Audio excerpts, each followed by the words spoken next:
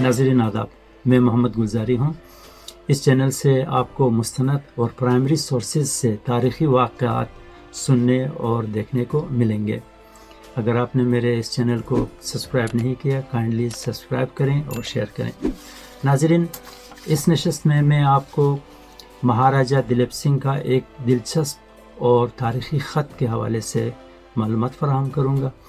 ये ख़त महाराजा दिलीप सिंह, जो कि मशहूर सिख हुक्मरान रंजीत सिंह का बेटा था, अपनी जलावतनी के अयाम में 1886 में स्विट्ज़रलैंड से एक ख़त लिखा। ये ख़त पूरे हिंदुस्तानियों के लिए और ख़ास तौर पर सिख कौम के लिए लिखा गया था, जिसमें उन्होंने दो अहम मौज़ूआत की तरफ इशारा किया है। पहला मौज़ू उन्होंने फ़ंड रेजिंग के हवाले से किया था कि हिंदुस्तान की तहरीक आज़ादी और बरतानवी राज से छुटकारा हासिल करने के लिए जद्दोजहद के हवाले से है। दूसरी बात इसमें जो बहुत ही ज़्यादा काबिल ज़िक्र है कि उन्होंने पेशगोई की है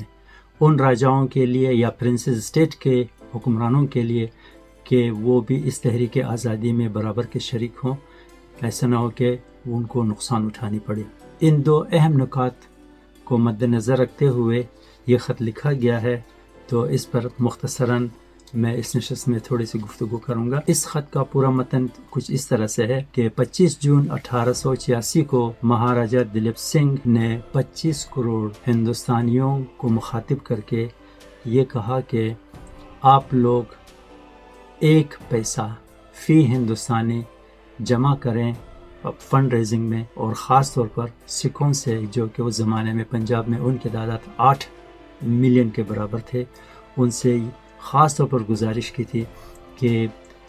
गुरु गोविंद जी के नाम पर आप लोग 1 आना फ़ी सिख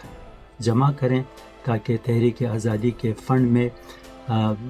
काफ़ी तादाद में पैसे जमा हों और हम हिंदुस्तान की तहरीक आज़ादी में भरपूर तौर पर अंग्रेज़ी राज से छुटकारा हासिल कर सकें। महाराजा दिलीप सिंह अपने इस ख़त में ख़ास तौर पर लिटिल ग्रिफिन, जो कि एक मारूफ बरतानवी डिप्लोमेट थे, उन्होंने हिंदुस्तान की सियासत से मुताल्लिक़ तकरीर की थी। महाराजा दिलीप सिंह उनकी तकरीर का हवाला देते हुए इस बात की तरफ इशारा करते हुए प्रिंसेस स्टेट के राजाओं को मुखातिब करते हुए पेशनगोई की कि अगले 30 साल यानी आइंदा 30 साल में अगर आप लोगों ने हिंदुस्तान की तहरीक आज़ादी में भरपूर हिस्सा नहीं लिया तो ना आपके ताज ना आपके तख्त बरकरार रहेंगे। तो ये पेशनगोई उन्होंने 1886 में किया था। अलबत्ता इस बात की तरफ मैं ये इशारा करना चाहूँगा कि हिंदुस्तान में पहली बार बंगाल से revolutionary movement for Indian independence एक ग्रुप या एक तंजीम बनी हुई थी, मगर उनकी जो सरगर्मियाँ कुछ सूबों में थी। और इसी तरह बाद में 1885 यानी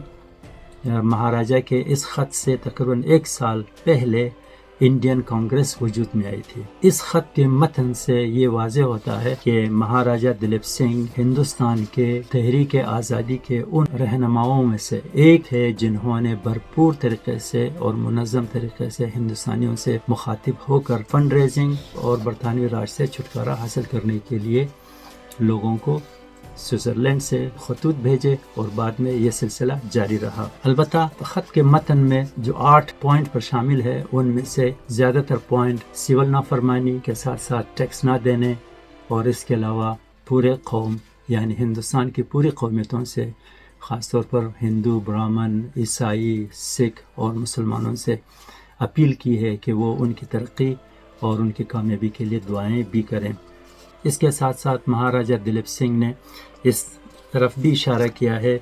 कि वो रूस की मदद से हिंदुस्तान में बरतानवी राज का खात्मा कर सकते हैं। ये वो ज़माना था जब बरतानवी एम्पायर और ज़ार रूस दोनों एक दूसरे के मद्दे मुकाबिल थे, और इस ज़माने को ग्रेट गेम भी कहते हैं। नाजरीन, यहाँ एक सवाल ये भी पैदा होता है कि महाराजा दिलीप सिंह को तहरीक आज़ादी हिंदुस्तान के हवाले से क्या वो मुकाम मिल चुका है या नहीं, क्योंकि बाद में जो तहरीक आज़ादी के रहनुमा पैदा हुए हैं उनमें महाराजा दिलीप सिंह का मुकाम बहुत कम दिखने को नज़र आ रहा है। बहुत शुक्रिया।